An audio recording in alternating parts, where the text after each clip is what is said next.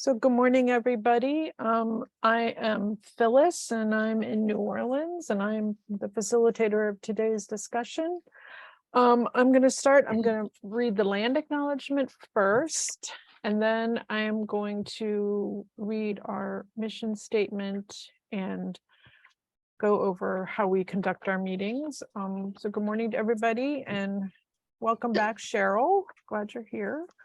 And Rebecca, we're glad, people we haven't seen in a while.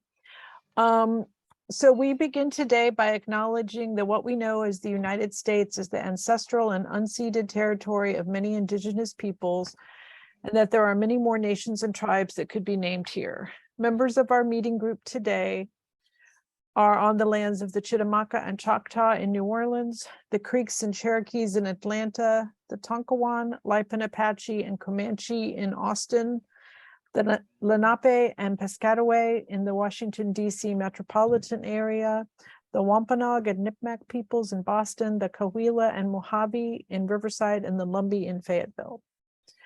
We thank their ancestors for being stewards of these lands through the generations and through today. We need to protect and honor the history and people of these places. Despite centuries of colonial theft and violence, we should always remember that we are all still on indigenous land, and it will always be indigenous land.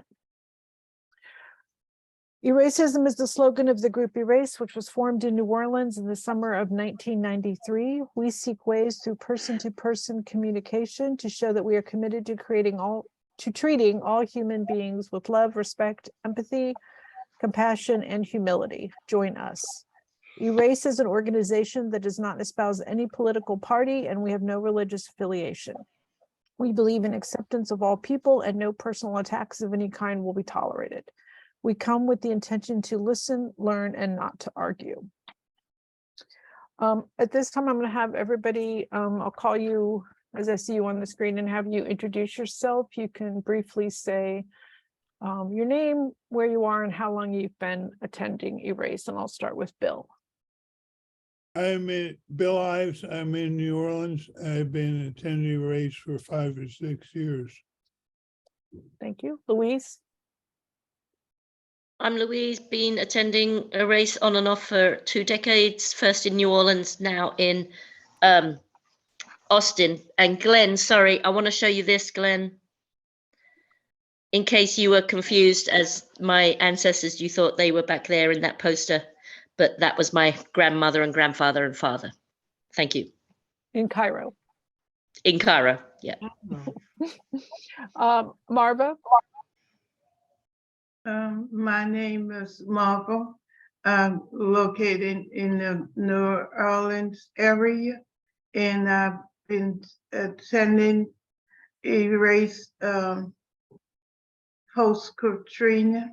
I look forward to this discussion every Saturday. Thank you. Thank you, Marva. Rebecca? I'm my nickname. Becky, sorry, Becky. Becky Richardson. It's hard not to read what's on the screen. And Bill and Cindy introduced me to Erace. I guess it's perhaps 3 years ago now, maybe more. COVID is confusing. And I certainly have enjoyed this enormously. I haven't been around recently because, as I had said before, we're selling our house and moving, and it's an enormous job. So I haven't been able to, but I could not resist coming today because of this, of the article that we read. Thank you for that. Thank you, Becky. Nancy? Good morning, I'm Nancy Moore. I'm in the New Orleans area. I have been attending Erace since June of 2007. Thank you. Stanton? Stanton here in Austin, and I've been attending for just over a year now. Good morning. Morning. Cindy? Good morning. No, you muted yourself. I went backwards. You did. I can't tell what the sign means. I mean, we're read the word. Cindy Morse, I'm in New Orleans. Been about 4 or 5 years. I don't really know. Someday I'm gonna go look it up. I'm glad to be here. Glad to see you all. I miss you when I don't see you. Thank you. Thanks. Teresa? Hi, I'm Teresa in Fayetteville. I've been coming since last August, and I'm gonna have to leave early today. So Okay. but I'm happy to listen in the part that I get to see. Okay. Cheryl? Good morning, everyone. Through lots of family visits and the holidays, I miss seeing all of you. My name is Cheryl Miller. I live in New Orleans, Bulbancha captured territory. I had a hip replacement at the end of January and want everyone how great a body heals. So as you can tell, absolutely delighted to be able to be here with you and pay attention to a conversation. Welcome back. Glenn?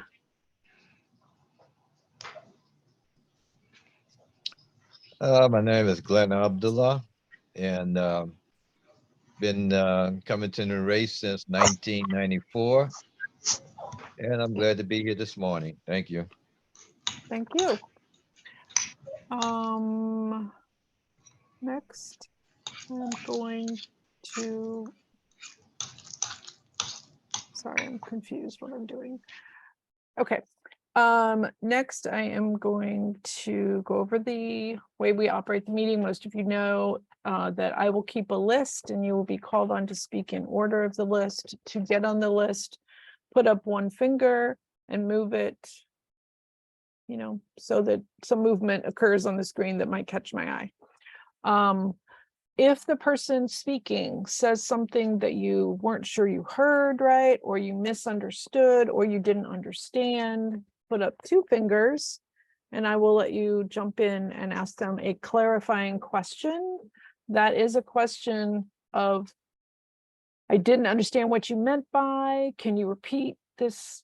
It sounded like this, can you repeat this? It is not a time for you to ask a question that challenges what they have said or disagrees with what they have said. It's just simply to clarify. And if it's not a clarifying question, you'll be given the opportunity to get on the list. Each time you're on the list, you get 2 minutes, and each 2-minute speaker is allowed to be asked 2 clarifying questions per time they speak. We ask that everybody respects every speaker, you don't interrupt, and there is no name calling, there is no hostility, there's no anything disrespectful or that could cause harm. Close to the end, I don't know exactly when, depending on how many people are on the list and how many more people might come on. I will say that we've closed to the list, and then after the last person speaks, we'll do a wrap up, and that'll be anybody who hasn't spoken from the list will be given 2 full minutes, and everybody else in the wrap up will get 1 minute. Louise has her magical timer and said she'll keep time for me today. I appreciate that very much. I need to go find something that I can use too. And if anybody does violate any of the regulations, I will do like a point of order statement and that person will stop speaking. We do ask also that unless you are the speaker, you will keep yourself on mute until you're called on to speak. And I feel like there was something else I wanted to say, but I think that's it for now. I will say, so this article was a lot. It was pretty intense to read, and I had to look up words. I had to like read parts out loud to understand what it was saying. I hope that it brought up some realizations, I guess I would say, like it did for me, of what we're facing right now in this country. it specifically talks about racial fascism, but there are also multiple ways that fascism is targeting specific groups in this country. And it's not going to stop until they're stopped. So I'll say more after y'all do your wrap ups, and I will now open the list. Anybody want to get on the list? Nancy? Did I see Cheryl? No, Stanton, I see you. And Bill? Anybody else? Oh, Becky. Sorry, your finger was almost hidden. Okay, is that it for now? I've got Nancy, Stanton, Bill, and Becky. So Nancy can start, and Louise will time you. Okay, well, first of all, in reading this article, I had a difficult time. This was a little over my head, okay? And I had to go back through and read again, and I was like, this seems like some kind of doctoral presentation or something, because I was having a real hard time. But what I got from it, and this is what I got from it, and anybody can challenge me if I didn't get it right, about fascism in this country, and that Black people have been facing fascism in this country all along. It has never stopped. I mean, from 1619 forward, we have dealt with fascism. And so I guess, you know, fascism is not a new thing, or not, it's not specifically for Black people, it's not new. And I think that also women are under attack. Specifically, as I was riding home yesterday, I'm just horrified at what is going on with reproductive rights and women's autonomy over their reproductive rights. And it's sickening. I mean, it really is. I sit at work and I listen to WWL, and you don't know how many commercials in an hour that you have to listen to about men's products for men to enjoy their sexual rights, and yet and still you're stifling women's abilities to have sexual freedom at the same time. I mean, it's really disgusting to hear this on the radio. I have to turn it off. And so, yes, this country is moving towards, I mean, it's more outwardly. I think as certain groups are affected and are affected and becoming more vocal about it. But that's what I got out of it. So if anyone got something different, please let me know. I know it seems like you got exactly what they said, and they could have said it a lot simpler. Okay. Teresa, I've got you on the list. Okay, next is Stanton. Oh, wow. Yeah, echoing what Nancy said about having to read and reread this article. My undergraduate degree is in political science, and this took me back into the Wayback Machine of having to read Sure. something that, like, whoa, very, very difficult to comprehend on initial reading. All that said, I started thinking about the premise of the article, and I thought, well, by definition, there isn't a nation state that exists that can't be then defined as fascist to some degree or another. So the very notion of having a nation and having preference for the people of that nation and for preference of certain people of certain origins within that nation, fascism as well. So I get what the article was saying. I agree with it on many levels. I think that for people of color in this country, they have been experiencing racial fascism for most of their lives, including the present. But then it kind of back to blurring words. And so, you know, how do we compare that to, you know, European fascism in the 30s, or, you know, what's currently happening in other parts of the world that are not called fascist nations, like China, like Myanmar. I mean, I don't hear people referring to them as fascist states. They're dictatorships, they're authoritarian. There are a lot of other descriptions, but it becomes a semantic thing at some point. So I kind of left reading this article after the third reading thinking, yeah, it's political theory. It's interesting. I get it. But I don't know. It kind of, in my mind, messes up what the vocabulary of definitions of things mean at the end of the day. And anything can be anything if you can find a twist and a vehicle to describe it as such. That's it. Thank you, Stanton. Bill? That is so on point. I felt certainly Donald Trump and Ron DeSantis wanted to create a fascist state in this country, where the country is overall fascist now depends on your definition, but that article prompted me to do research. And these, what I'm about to tell you, are facts, historical facts. The Nazis and Hitler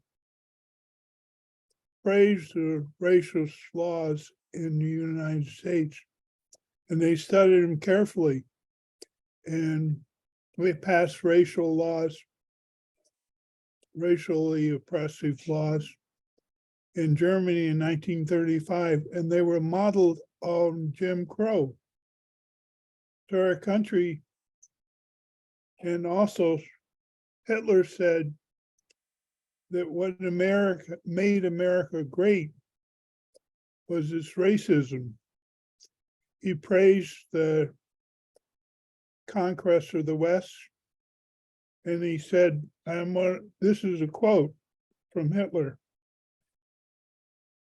He said he liked how the US, quote, gunned down the millions of Redskins to a few 100,000. He loved the concept of manifest destiny. He adopted for the Germans. So Hitler, or America, was a role model for European fascism in the 30s. That's a historical fact. What's the point I want to make? Do you want to get back on the list? I'll listen to some others. Okay. Becky, you are next. Stanton, I'll put you back on the list. Sorry, I think that are you all hearing a squeak? Excuse me for on your computers, or if so, I'll have to leave this meeting after, because I think something's wrong with my alarm. Are you- Anyway. Are you sure you're not hearing Louise's alarm? I have the Oh. alarm, but I also have lots of birds singing right Oh, there, okay. which might sound squeaky. I don't. Okay, as long as it's not mine. Okay. No. Okay, so I took this article. I agree with Bill about the relationship between American, I don't know, fascism and what the Nazis did. I think that we were the example for that. But I took this article personally, and I didn't have time to read it again, but what I felt was that you're actually raised to be fascist. In other words, really from the minute you're born. And I feel that I was raised to be, racist from the moment that I was born. And you're not aware of it. That's what I think. I've only recently become aware of it because of this article. I actually never, as I was growing up, I know it really is true that I never viewed skin color as important. It didn't seem to me, I didn't distinguish that people with a white skin were different than people with a dark skin. I thought we were all the same. And so that part, for some reason, that was the way I was born. I don't know why. And but then as time went on, I did see there it's really so subtle.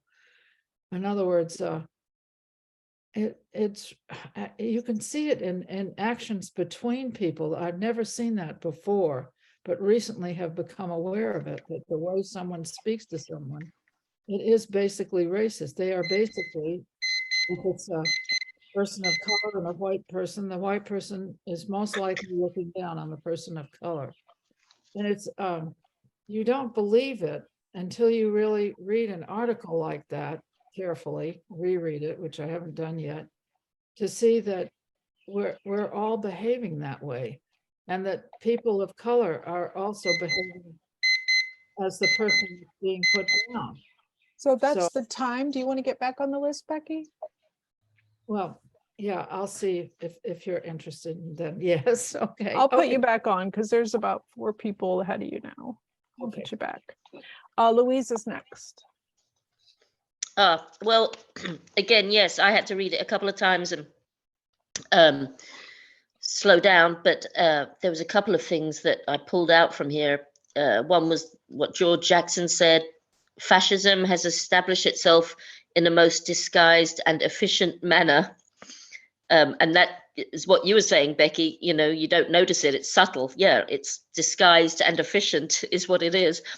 In this country, it feels so secure that the leaders allow us the luxury of faint protest. I love that line. It's like, yes, you can protest a little bit, but don't worry, because it's not going to come to anything, basically.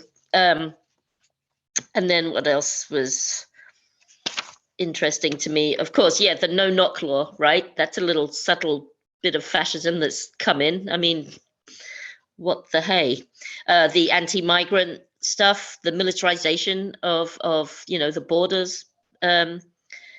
It's incipient fascism. I love that, incipient. Racial terror, and then treating mildly progressive policy as the harbinger of the imminent abolition of all things American.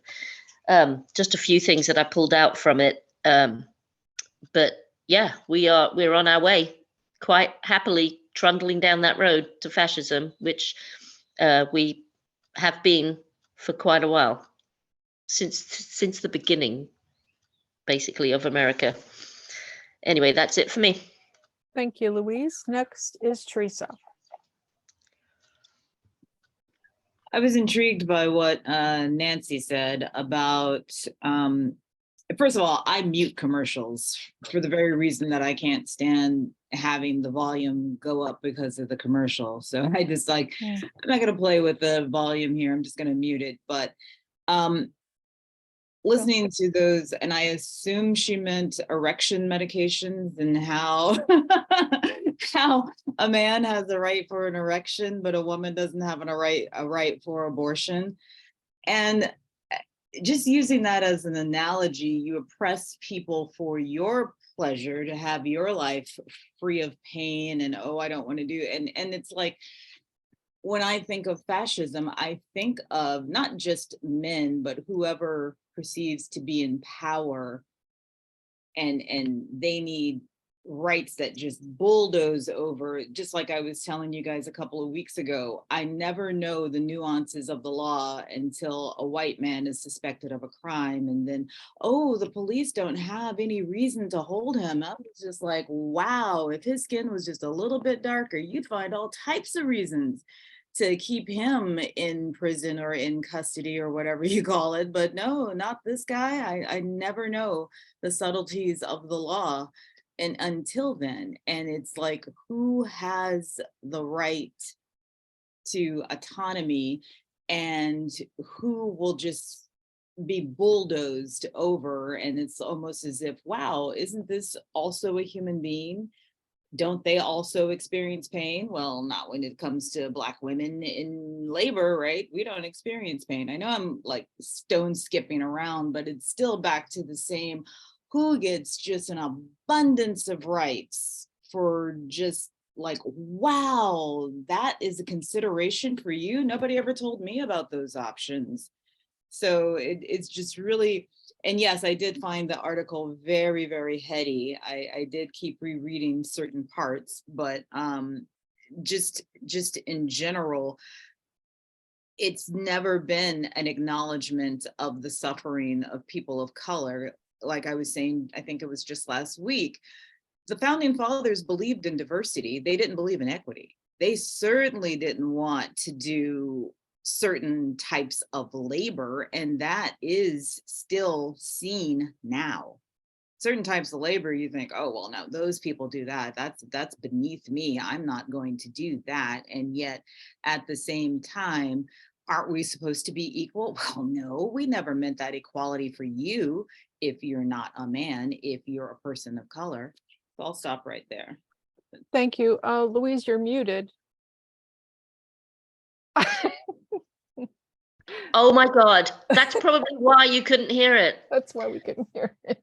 Okay, jeez. I'll just stay unmuted. I was trying to be polite if I That's coughed fine. or anything, but Had it already rang? yes. But Oh, she I was, thought I was beating the buzzer. Okay. but she was muted, so she, Sorry, I'll stay unmuted. okay. Greer is next. It's almost like a Monday morning up in here. Yeah, this article was a bit much. I was like, can you say that simpler when I was reading it? But you know, we all know how this country was established. Slavery was used, Indians were massacred. So I don't really need to get into that. But Stanton really got me thinking when he Right. was talking about Myanmar and it being a dictatorship. But this country screams the platitudes of being a democracy. Glenn. We invade other countries trying to change their government behind the face of democracy. I know y'all gonna get tired of hearing me saying it, but yeah, Black people are the lowest hanging fruit in this country. So if we are supposed to be a democracy, why hasn't democracy really ever worked here? If you think about it, because it's supposed to be about the people.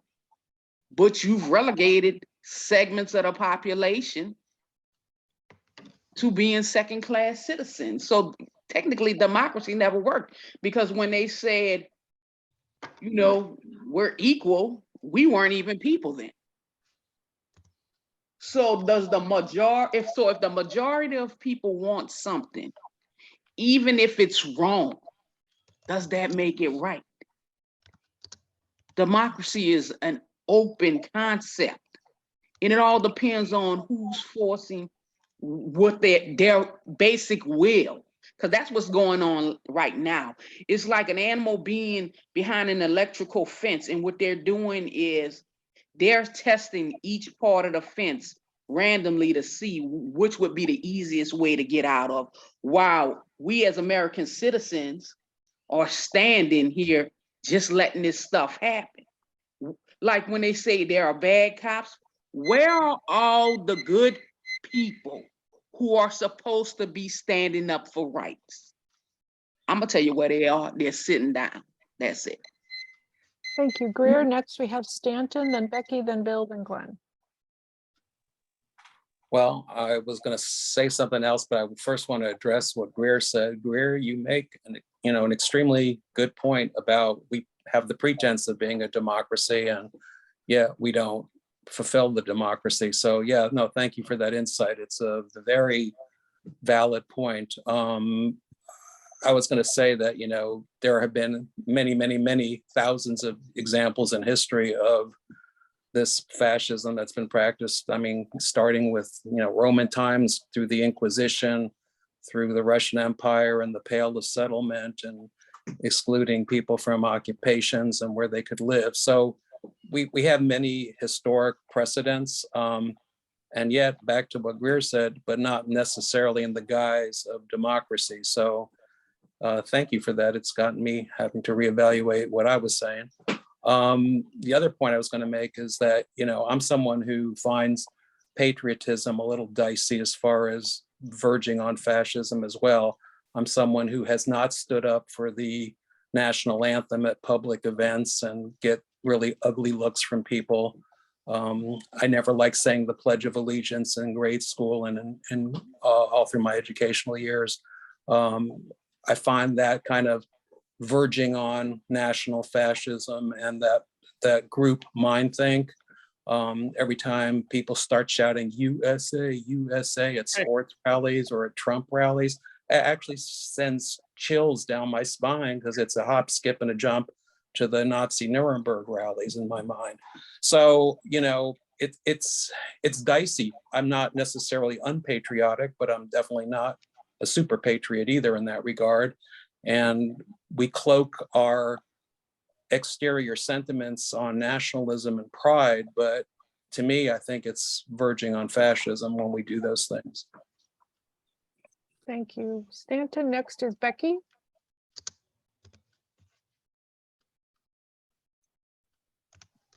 So there are things that have happened that I didn't sort of relate to racism. And one of them was when I was traveling in South America. We visited in one country, and I've lost the name of it, I'm sorry. We visited a banana factory. Well, what was most striking about the banana factory was how much the people, the workers in the factory hated us. It was startling. It was so strong. And of course, at that time, I really didn't realize why they hated us so much. But it was because the banana factory was probably ruining their lives, their home life, their ability to have enough money to live even barely decently, and would in the future destroy their land so they wouldn't be able to recuperate when the banana factory could no longer continue growing bananas.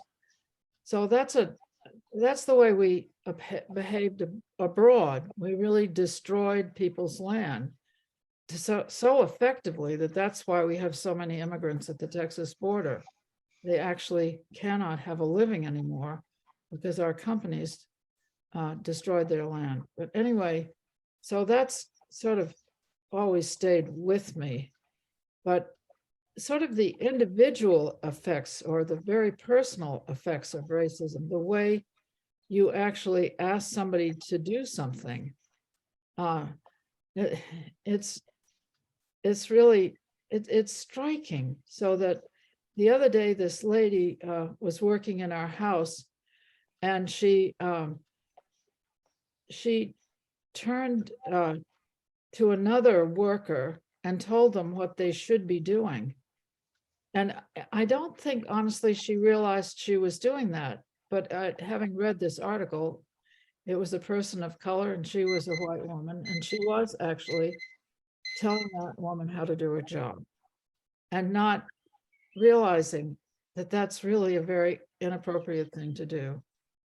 And there's lots of personal things having read the article. Becky, that was the time. That squeaking you're hearing is the timer that Louise has. Yeah, and she has a clarifying question.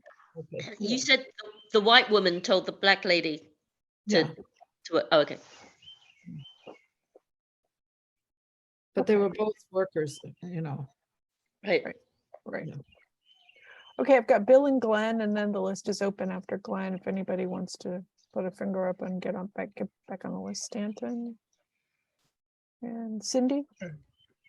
I applaud what Stanton said about patriotism.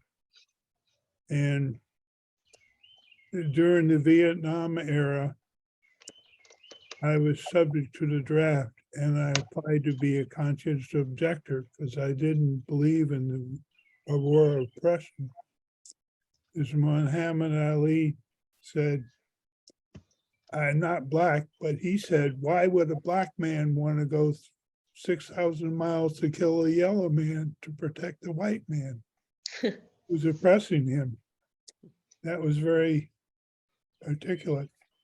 But the things we glorify in our history, like Manifest Destiny, are many of the things that the Nazis praised and modeled themselves after. So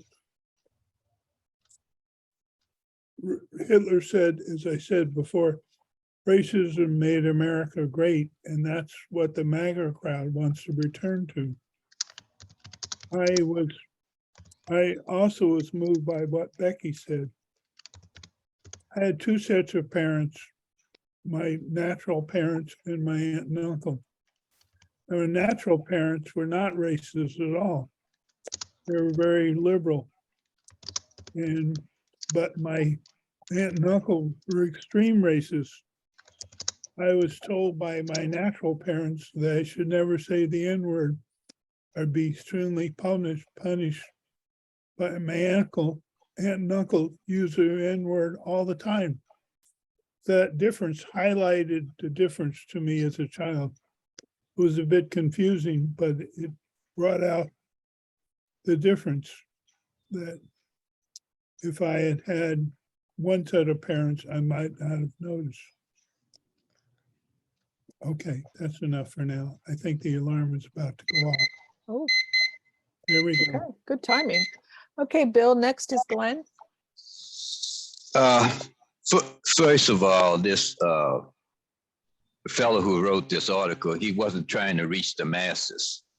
And if he wanted change, he should want to reach the masses, not just a small minority in this society that speaks his language.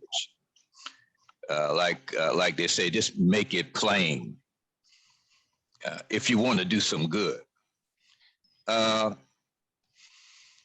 Now, what we have here in this country is, first of all, the country's been asleep.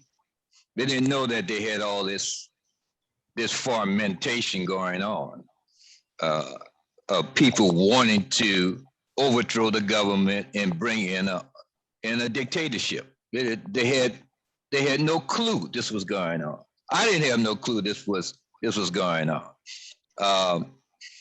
And so, but now they're waking up. Now it's up to the majority who are not of this mindset of changing the Constitution to a one-man rule, has to come down on the minority. In Hitler's time, the majority allowed the minority to take over. So the majority is just as responsible who say they're against it, but sit on their hands and do nothing. They have, at this time, the right to vote. But they say, no, I can't vote for this one or that one because, they might raise my taxes. I'd rather have Trump in office. So it's up to the majority. How much time I got left? Hardly any. What? A couple of Hardly any. seconds. Do you want to get back on the list, Glenn? Yeah, put me back on the list. Okay. I have a clarifying question. Oh, yeah, go ahead. Is it really a clarifying question? You want to know? You don't Yeah, understand something? Definitely question her, yeah. Yes. Oh, no, you don't need to question me, Uncle. But listen, do you think that voting alone is necessarily the only thing we need to do? That's not a clarifying question. And I'm asking him to clarify because he said voting, we gotta vote. But I'm asking him, does he think voting alone is what we need to do? Voting alone? No. Okay. Okay, thank you.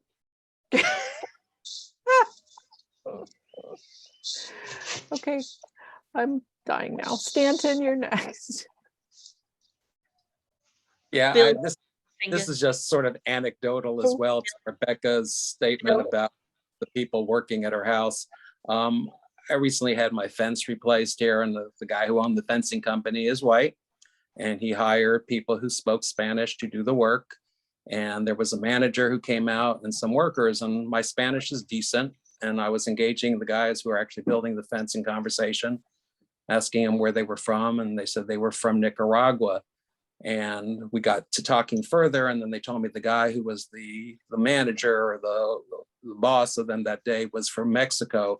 And they were complaining bitterly about how badly they were treated by this guy who was from Mexico, and that he was taking advantage of them, and that he was withholding money from them and being abusive and doing all kinds of things to them. So here you have two Spanish-speaking cultures, neighboring countries practically, and yet there's exploitation between people. So the exploitation, my point is, goes on all kinds of levels between all kinds of people. Poor white people are exploited, in my opinion, by wealthy white people.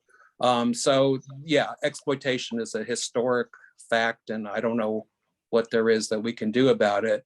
And then I just want to say one other thing, and Pedro's not here today, but Pedro has always kind of talked about what's happening in Ukraine, and he kind of talks about the fascist regime that was in Ukraine, and that Russia's going in there, and not really wanting to say that Putin's a fascist. So we have all these, like I said, confusing words for what people's policies and politics are.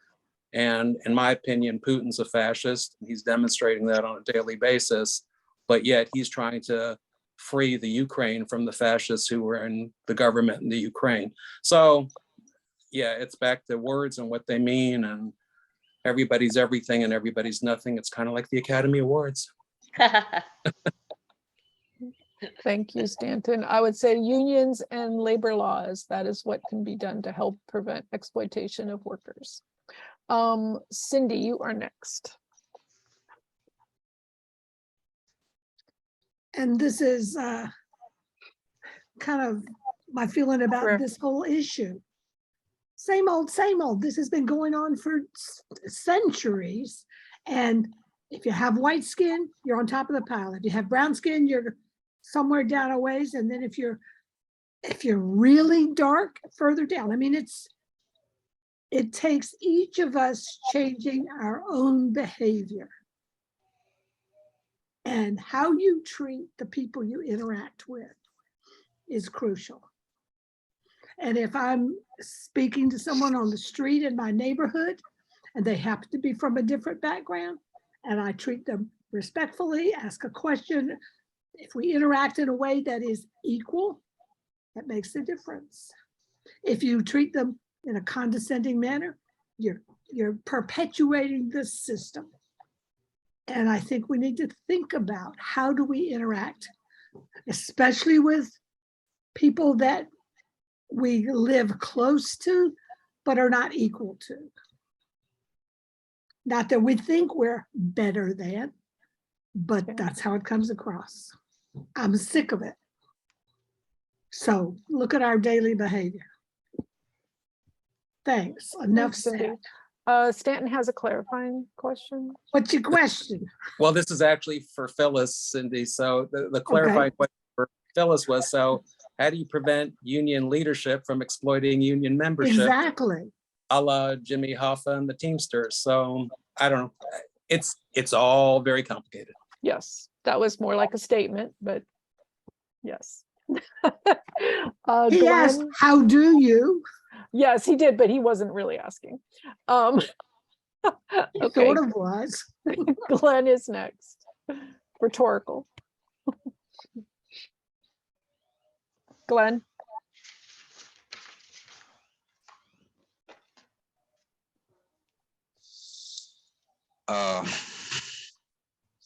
Now, as far as the Constitution is concerned, I'm high on the Constitution of the United States.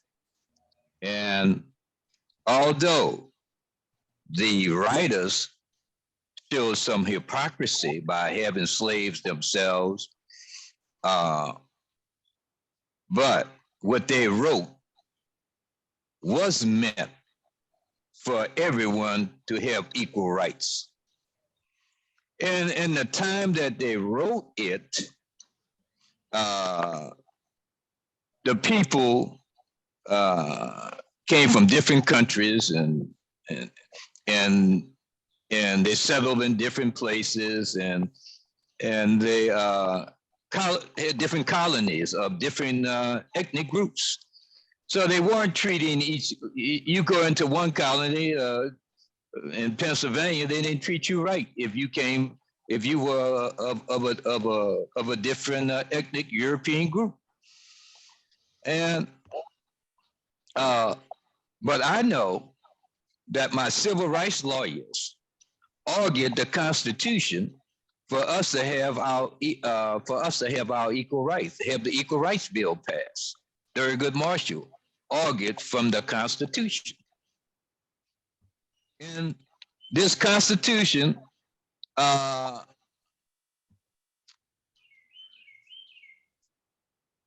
the time it was wrote, it wasn't ready for the people of that time. It's more ready for the people of our time.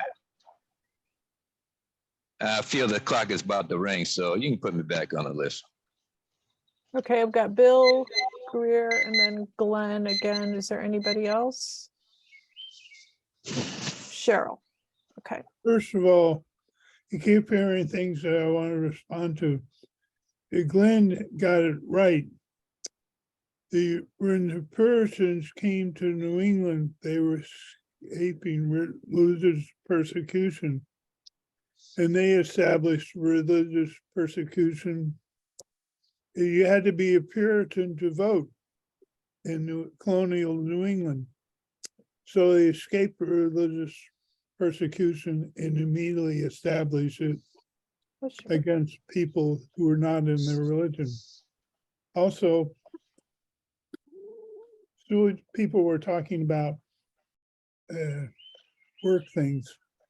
Sewage, when I was a kid in the 50s, we had a leaking fire hydrant.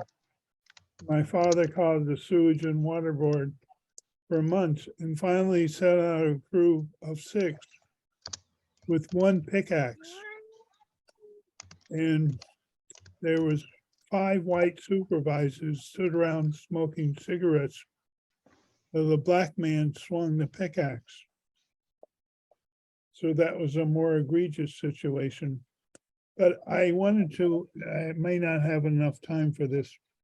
South Africa, when South Africa was realizing they had to install apartheid, they went and studied the Jim Crow laws in the US to learn how to construct and looked at what worked and what didn't work, and they modified apartheid to be worse than Jim Crow.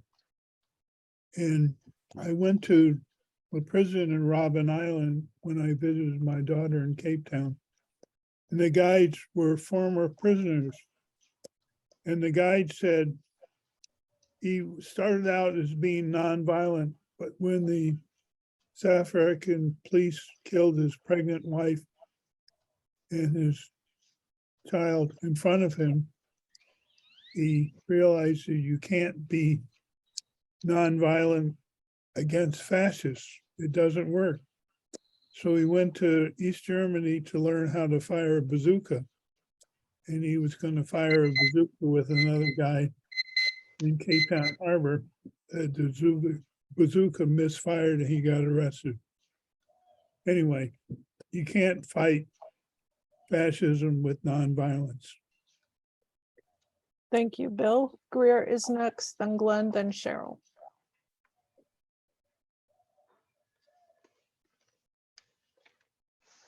My uncle did make me think. Yes, they wrote the laws, but at the time they weren't written for people of color. They weren't written for women. They weren't written for a lot of people. But the issue being is that you have to force people to follow the laws that are written. African Americans had to fight to get the laws to actually mean something and to be reflected in them in order for them to get anything from it.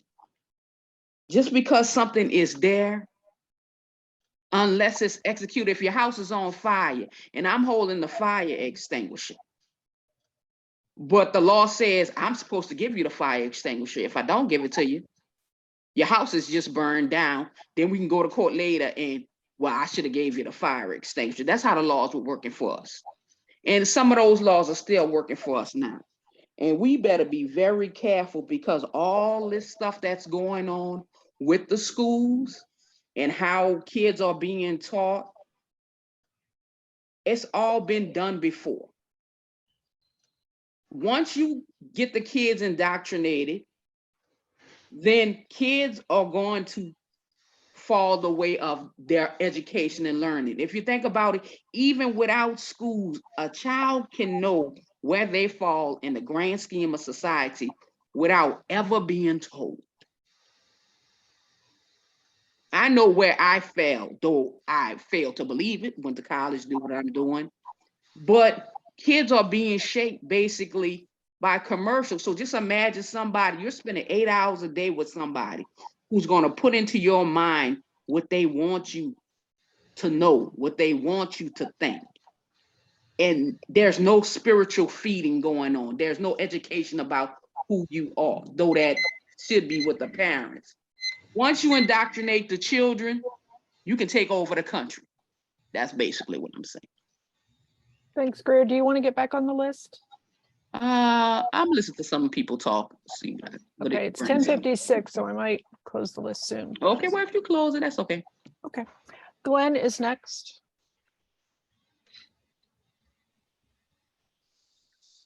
Yeah, people, 200, 300 years ago, people from around the world came to America, not because they had great wealth here. Some of them came as indentured slaves just to get here because it had a better outcome because of the Constitution.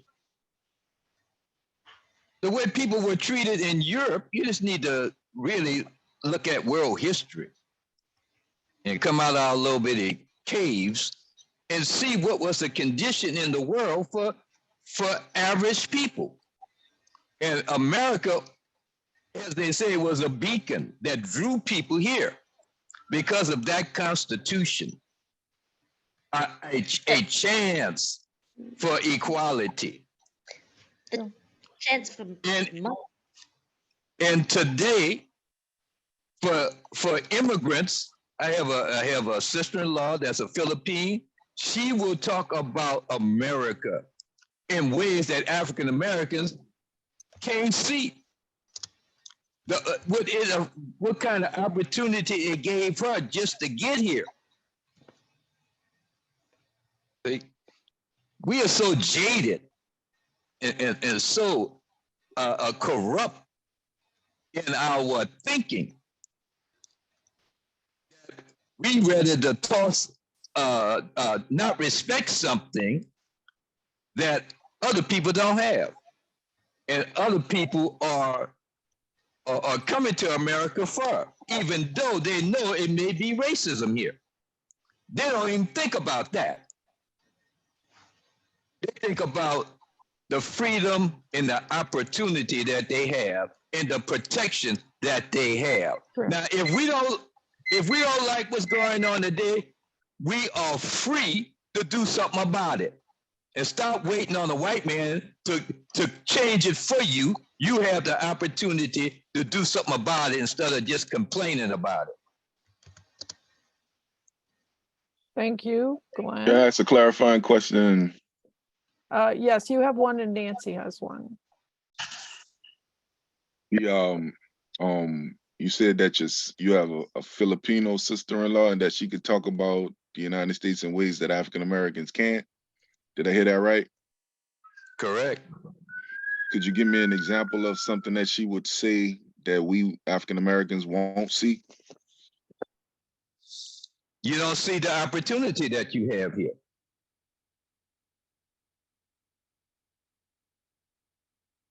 Okay. I guess that's the answer, Amal. Nancy, what's your question? You said you're free to do something about it. What are we free to do?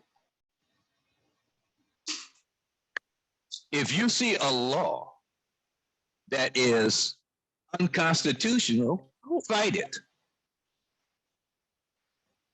Like everybody else do.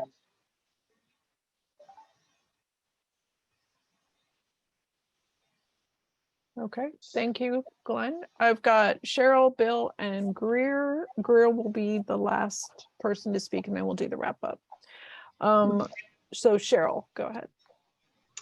Well, I feel very fortunate to come in for this meeting to a great topic that's got all of us really thinking. It was a hard article to read, and I don't know that I understood all of it. I think it's very interesting, and I kind of go with Becky previously said, you know, when you're raised to be a person under something, then you're just that.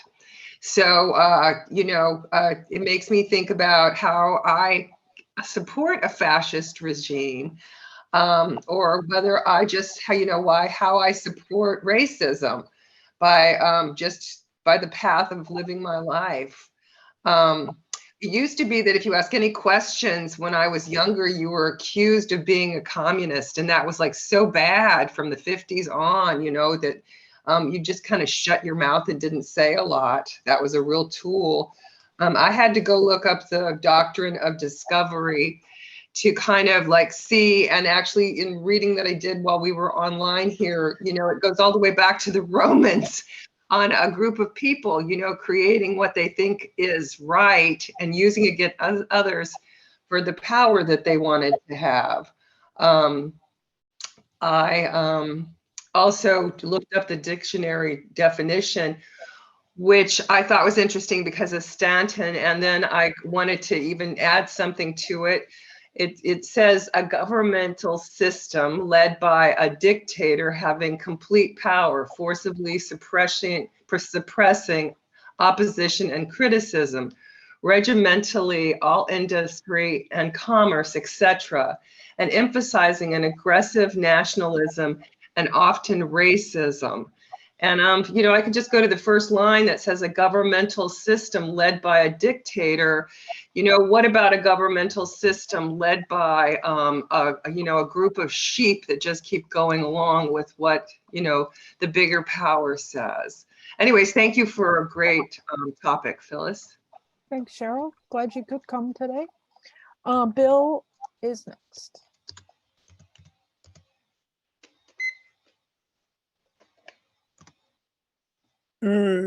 America was a beacon of hope if you were white. White Europeans came in the 19th century and they were welcomed. Jews, Italians, Germans, they were welcome. When people of color started coming, they raised barriers. The Chinese Exclusion Act was the first one. And now we have barriers for people, brown-skinned people who are coming here to escape oppression in their country, just like the Europeans did. We don't want to let them in because they're people of color. So the Constitution also can be interpreted in multiple ways. The Supreme Court now is interpreting the Constitution that says women don't have the right for abortion, and they're further restricting it. The judge is about to take away medical abortion. So it depends on who's in power, and that's the thing. Right now, there's too many people in power that have. I also wanted to respond if I have a couple of minutes. You don't have a couple minutes. I have a few seconds. Teresa, I'm sorry she's gone. She said, she quoted in the chat a person who said, we came into the US because you came to our country of origin. And that's the case. There was a rise in Mexican immigrants, illegal immigrants, because NAFTA destroyed the Mexican agricultural industry. Because NAFTA allowed American farmers who were subsidized by taxpayers to undersell Mexican agricultural products. So the Mexican agriculture workers were put out of work by US taxpayers. And they came to jobs, to find jobs in the US in the industry that destroyed their homework. They didn't So, come to the Bill- US. Bill, sorry, that's your time over. And Yeah, Cindy and I- Stanton both have clarifying questions. So Cindy, you had your fingers up first. Unmute. Unmute. I know he can hear you, but we can't hear you. Yeah, you can't either, the door's closed. Oh. Your comment about the early response to immigrants coming in, there were riots. about Question? Is there a question? Question. Did you know there were riots about Italians coming in back when they were first arriving in the 1850s? There were riots about Italians and You're okay. You asked the question because now you're talking. I understand your question, but there were not laws to exclude Italians, and Italians quickly assimilated into the country. In Boston, they had signs that said no Irish need apply, but they were quickly assimilated. Okay. Okay, Stanton, clarifying question. Asked and answered, thanks. Okay. Next is Greer. And the list is closed, then we'll go do the wrap up. Before the Civil Rights Act, in the Civil Rights era, like Bill was saying, most of the people who were coming to this country were European. There was no channel where a vast numbers of people from African dominated countries were coming into this country. Only with the passage of a Civil Rights Act and a Hart-Sellers bill did they open this country for people to come here. So every immigrant that comes here now is able to stay and become a citizen is now doing that on the backs of all the Black people who fought during civil rights for this. MLK spoke with Lyndon B. Johnson about this actual thing happening. And if you ever notice, the only time that America wants to embrace people of color as equal to whites is when I put my life on it. Is if we go to war for you, then when you want to embrace us, yeah, God bless America, you know, stand up there singing, let's hold hands, kumbaya, hands across America. And the second place is when we're equal, when we're standing in front of a jury being accused of something, now we're being judged by our peers. Our equality is always based either on us losing our lives or losing our freedom. That's it. Thank you, Greer. So that's the discussion part, and now we will have the three people I have written down who have not spoken. I have Marva, Jean, and Amal. Did I miss anybody? No. Okay. Marva, would you like to go first with your wrap up? You have 2 minutes or more. Very interesting discussion. I've learned a lot, mostly by discussion and not so much but reading the article. The article was necessary to read multiple times. And since my stroke, I had trouble deciphering. And thanks for you, group input. My understanding of the article makes it more simplified. Thank you. Thank you, Marva. I think we all had to read it more than once.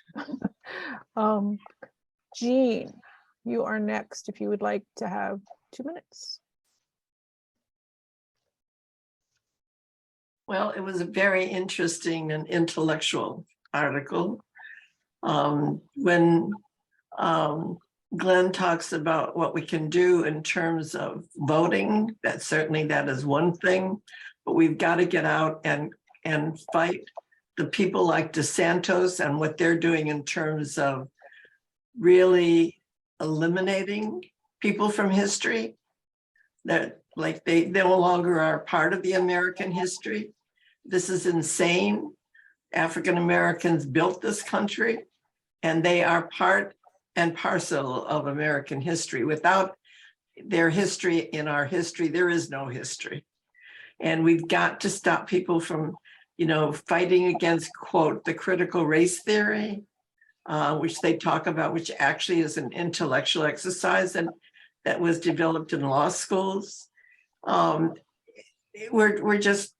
We're heading to a worse place.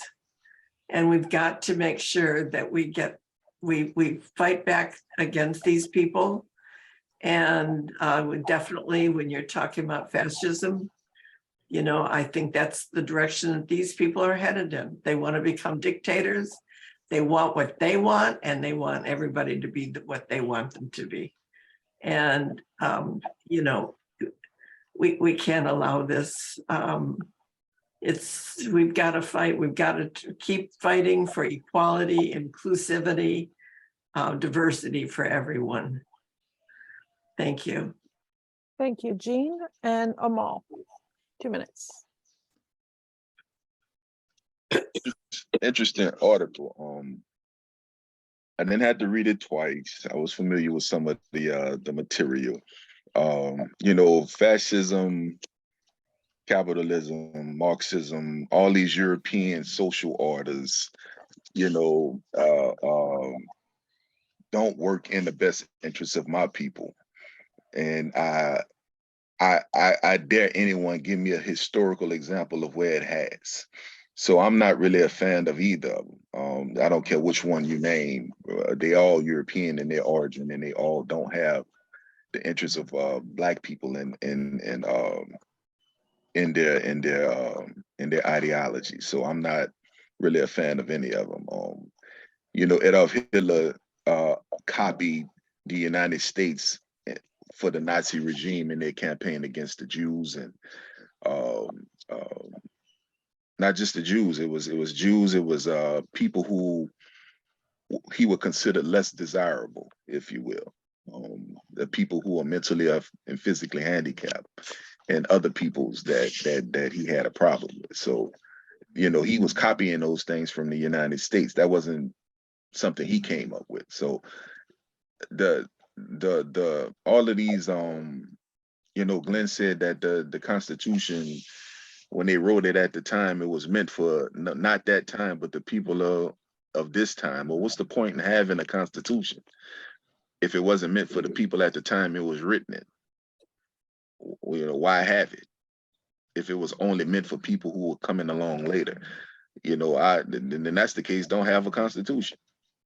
So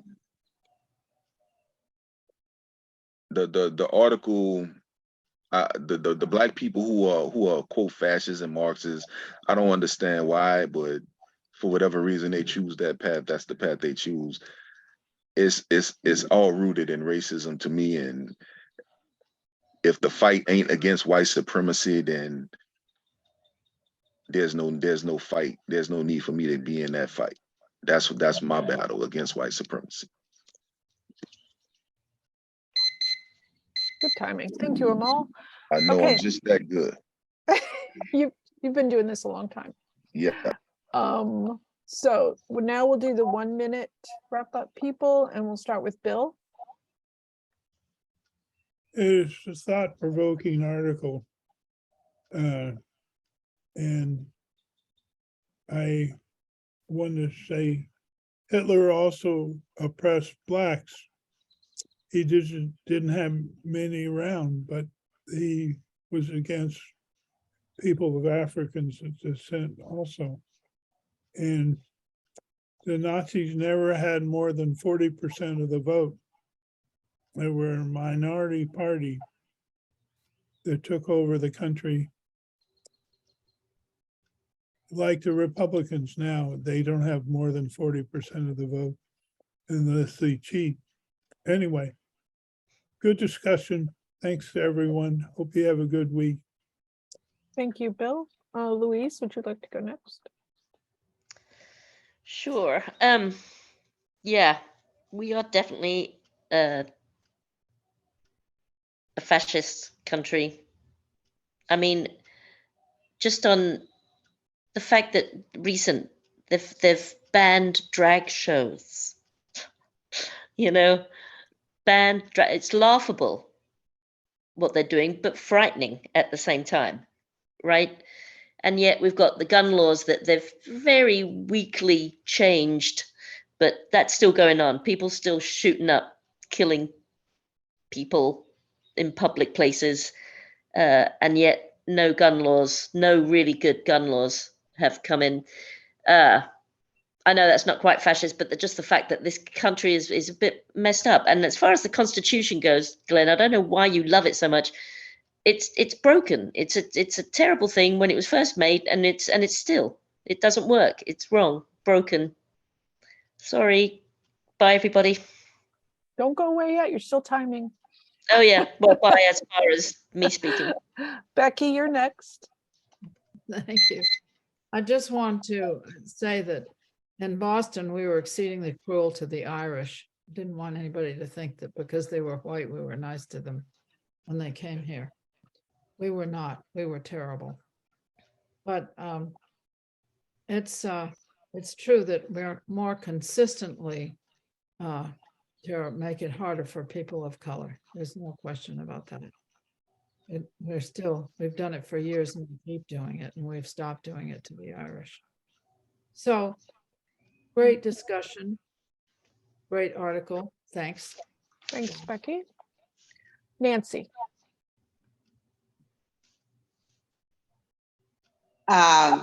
Yes, this is also in response to about you can fight it. There's Leslie Jones did a piece on Instagram directing her anger towards Ron DeSantis and his cutting out all of the Black history studies in the state of Florida and calling him a racist. And she says, what is your response to that? And she said, they don't care about your protests, that they ignore it. You can protest all you want and make your feelings known. They don't care. And she meant this for all politicians, but she was specifically saying Ron DeSantis, and that they don't care if you don't like them. And if you also think about it, the Supreme Court, they are setting up the states are now, if they don't like the outcome of the election, we'll just change it. And that's how the states are trying to get around the will of the people. And they had on MSNBC yesterday, specifically that, about how most people are in favor of abortion and women's autonomy.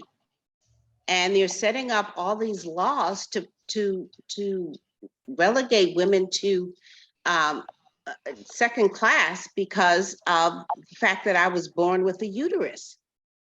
That's not gender inequality. I don't know what is. You know, so the fact that you can say, oh, well, you just fight it. They are putting things into place where you cannot fight it. And so that's my response. Thank you very much, Nancy. Stanton? If they celebrate Thanksgiving together, Glenn and Greer, I want to be at their house. That's all I can say. Because I know between the two of them, I know the truth is out there somewhere, so to speak. And I do really appreciate the two diverse, perspectives on these issues. And I also, just to sort of reiterate what Glenn said, I too believe in the Constitution. I don't think it's a perfect document. I think it's an evolving, changing document, and there's a lot of impediments to having it fulfill its potential. I heard on a story yesterday that some dark donor donated $1.6 billion to some conservative think tank to get people elected and to get judges in place. So yeah, there's a lot to mitigate against, but I'm going to just say right now, it's all we got. And I don't know of any other philosophy or political perspective that is going to replace it. So that's where I'm at. Thank you, Stanton. Cindy?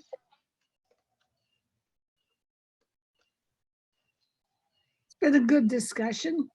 I think we are pretty much on the same page or similar page. The problem is, whatever the percentage is, and I know it's more than half, that think what is the way it's got to be. We got to take care of keeping our power. That's scary. That people who are not thinking people and maybe have not understood the intention of the Constitution. I'm not sure any of us really do. Yeah, we got a lot of work to do. But the problem is, can we make an impact on some of those people? And I don't know. They don't listen too well. Not an easy time.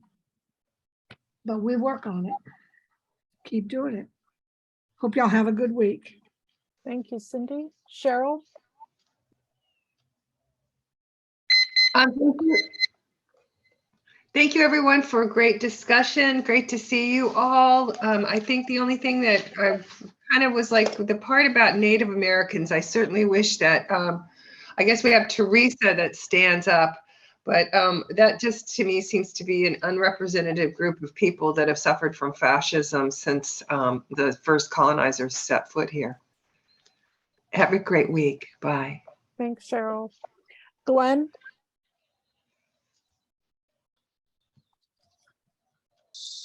Yeah, some of us still talk like anarchists. Oh, what good is the Constitution? Let's just toss it away. You know, you're nothing but anarchists. You have no plan. African Americans are more taken advantage of because they have no plan for life. They have no plan.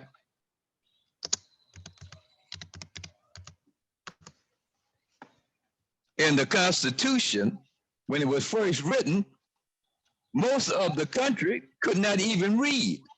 They had no public schools.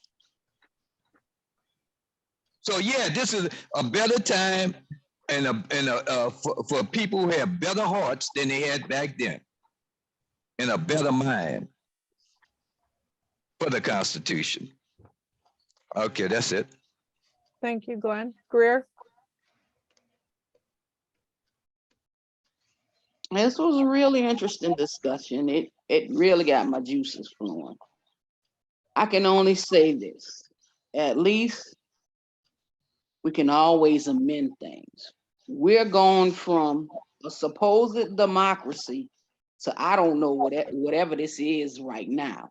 It's like whoever has the upper hand or the numbers, whatever they say goes. It's not about the people. There's no altruism left in being in office. Our political, everything political is about money. It's not about the people. It's not about the betterment of this country. And that's the saddest part about all of this. We have to wake up because it's only getting worse. It's not getting better. That's it. Y'all have a good weekend. Thanks, Greer. Well, thank you, everybody. I know this was not our normal kind of article, and I mean, it gave me a bit of a headache to read it. Some of the, not the stuff where he was quoting Davis and Jackson, but the other parts.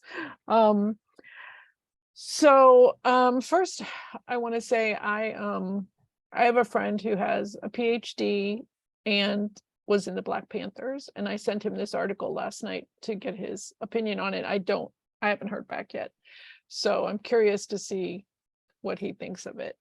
And he also got to meet in the last couple of years Angela Davis, so I'm bloody jealous of that. I want to say first, I have so many things to say about the Irish, the Jewish, the Italian immigrants.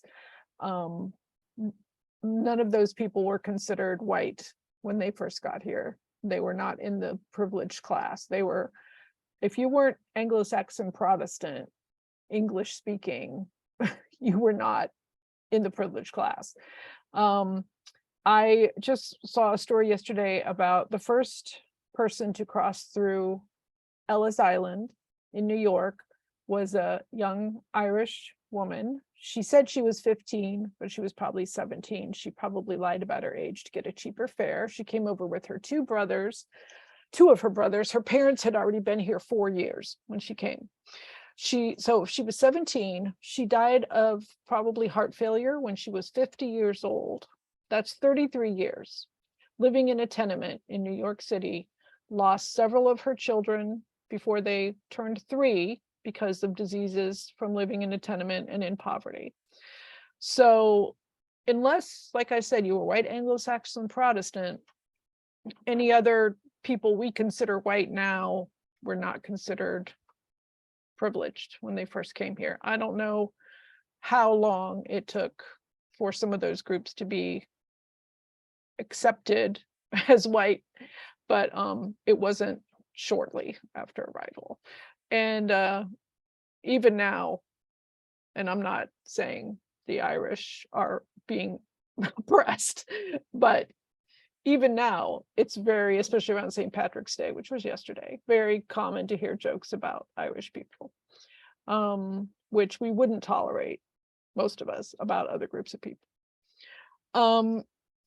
I want to talk about the analogy concept in this article. That I think the point being made was that things don't have to be one for one, just the same, to be fascism. All fascism is not the same. It doesn't have to look the same. It doesn't have to have the same process. It doesn't have to have the same target groups.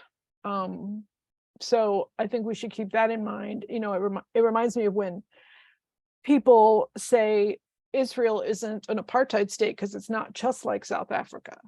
Well, nothing is just like South Africa. So that doesn't mean apartheid isn't happening there in some other way. And after reading this article, I saw a couple videos of Black people's encounters with police, not ones that ended up in shootings, thankfully, and with, you know, the typical white woman getting up in everybody else's business, you know what we call them. And I'm like, yeah, well, that's fascism. That's a form of fascism, that those people, whether they're Black or they're Mexican immigrants selling street food in Los Angeles, they can't just exist without somebody trying to impede on their freedom and their livelihood in some cases. I think one way that the current evil powers, might call them that, are the control that they have is partly because they know how to divide people. And we cannot allow them to do that by every time we try to participate in the oppression Olympics and say, well, my group or this other group is more oppressed than your group. That's what we're doing.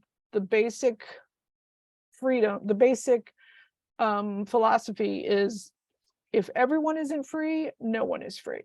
So if they're banning books in schools, if they're banning drag shows, if they're saying that trans people have to detransition, all those things, and they're oppressing Black people at the same time, none of us are getting free. Oh, and I don't leave Nancy out with the women and me.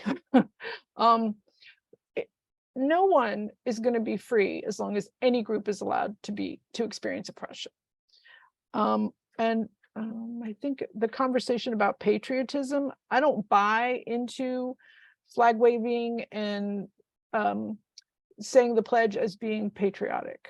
I think patriotic is loving your country enough to want to improve it for everyone. That means children who don't have enough food. That means people who can't find good paying jobs. That to me is patriotism, not this BS that goes on in the Trump cult. In the article, I don't know if anybody else had this reaction, the paragraph, let's see, who are they quoting? I think they're,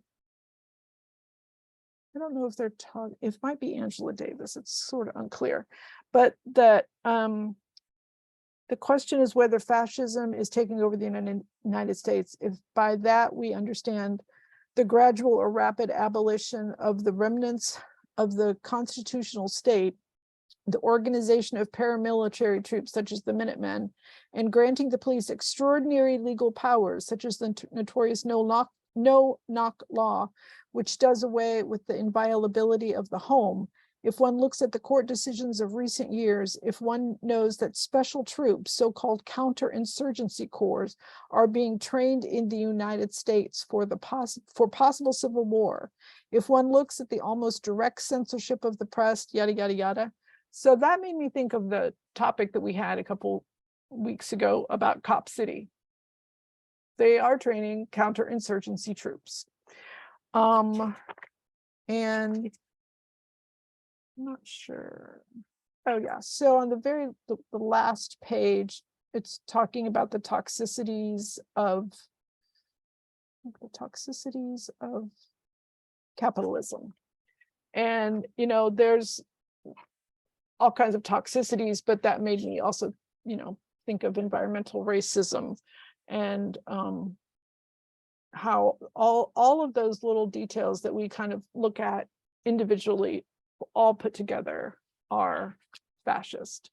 And we're going to have to, I think, take fights to a level that we have not yet seen, or at least for a long time. So I think I will conclude the discussion and the recording, and